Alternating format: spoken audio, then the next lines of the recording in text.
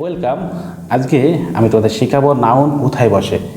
জানতে হবে নাউন তো মূলত প্যাডের পরে বসে। এই প্যাডটা ব্যাখ্যা জানতে হবে।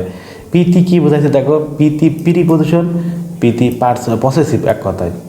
এবার আসি এতে আর্টিকেল, ডিতে ডিটারমিনার।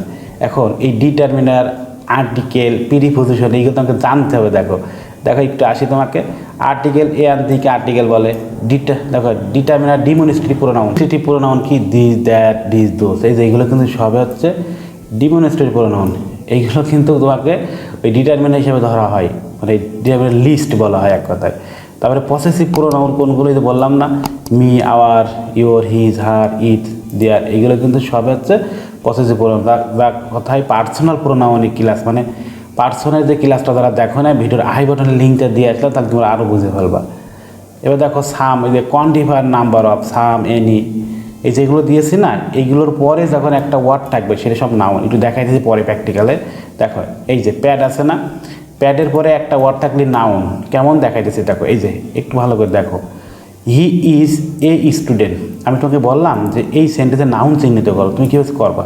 এতে পিতি কি, এতে কি জানতে হবে। তাহলে দেখো এতে আর্টিকেল আছে না, এই যে আর্টিকেল, অ্যান্ড আর্টিকেল এরপরে কয়টা ওয়ার্ড আছে দেখো তো, একটা ওয়ার্ড আছে। তার মানে কি এইটা হচ্ছে নাউন। এখন যদি দুইটা থাকতো কী করতেন আপনি, মানে যদি এটা এমন থাকতো তাহলে আপনি কি করতেন? He is a good student. এই যে এমন মনে কর তোমাকে আমি দিয়ে দিচ্ছি স্টুডেন্ট, তাহলে কী করবে? ফুল স্টপ দিলাম। তাহলে কি মনে আছে আর্টিকেলের পরে দুইটা, মানে প্যাড, এটা আর্টিকেল বলতে কি প্যাডকে মিন্স করছি। কারণ প্যাড তো তিনটে জিনিস হতে পারে। তাহলে এখানে দেখো কয়টা, একটা, দুইটা, তাহলে শেষেরটা নাউন, এইটা হচ্ছে অ্যাডজেক্টিভ। এই হচ্ছে ধরার টেকনিক। তিনটা থাকলে কী করতেন?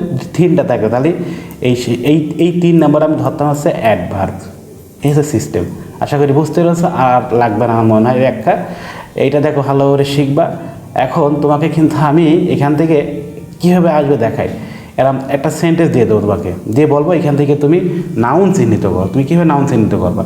ওই যে প্যাড ডে, দেখো ভার্ব, সেটা দুটো অংশ থাকে না, এই যে ভার্ব, তোমাকে এই ভার্ব দুটো অংশ থাকে।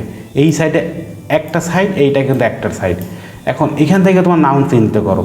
তাহলে এই যে আর্টিকেল প্যাড পেয়ে গেছো, তাহলে কয়টা ওয়ার্ড আছে? একটা, দুইটা। তাহলে এইটা হচ্ছে স্যার আমার নাউন, আর এইটা হচ্ছে আমার অ্যাডজেক্টিভ।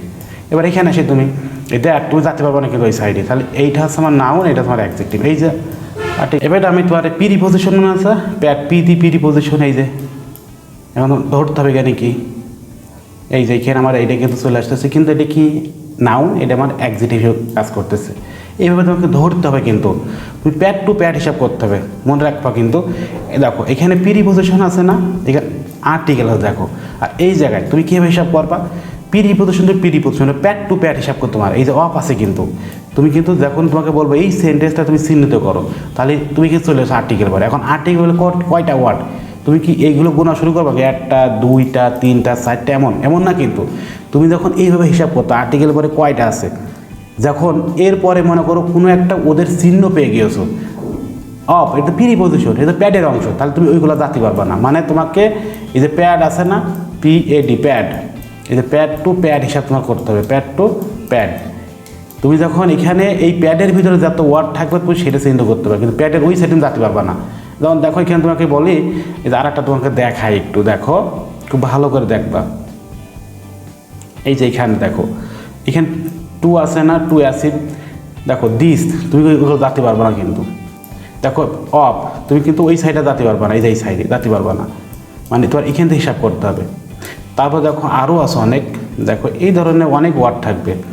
যেমন এখানে অফ আছে না, এই যে অফ, এই যে তোমাকে কিন্তু এইটা কিন্তু তোমাকে নাউন হিসেবে ধরতে হবে। মানে প্রিপোজিশনের পরে প্রিপোজিশন টু প্রিপোজিশন হিসাব করতে হয়। এটা আরও তোকে শেখাবো আমাদের প্রাইভেট গ্রুপে, জাস্ট আজকে শেখালাম, আরও অনেক শেখাবো প্রাইভেট গ্রুপে, তুমি জানতে পারবা।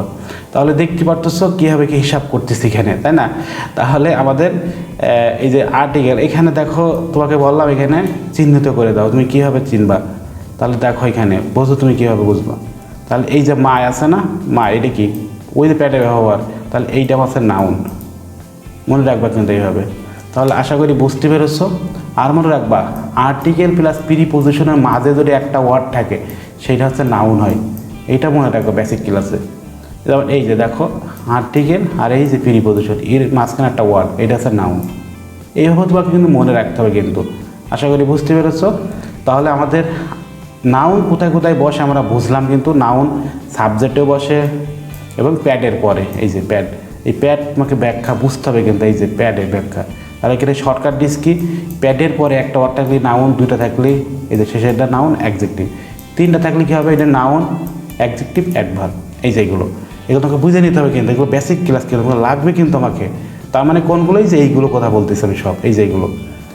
আশা করি বুঝতে পেরেছো পার্ট 3 ক্লাস নাউনের। এরপর আমরা পরবর্তী ক্লাসে চলে যাব। সো আজকে এই পর্যন্ত রাখতেছি, সবাই ভালো থাকবে।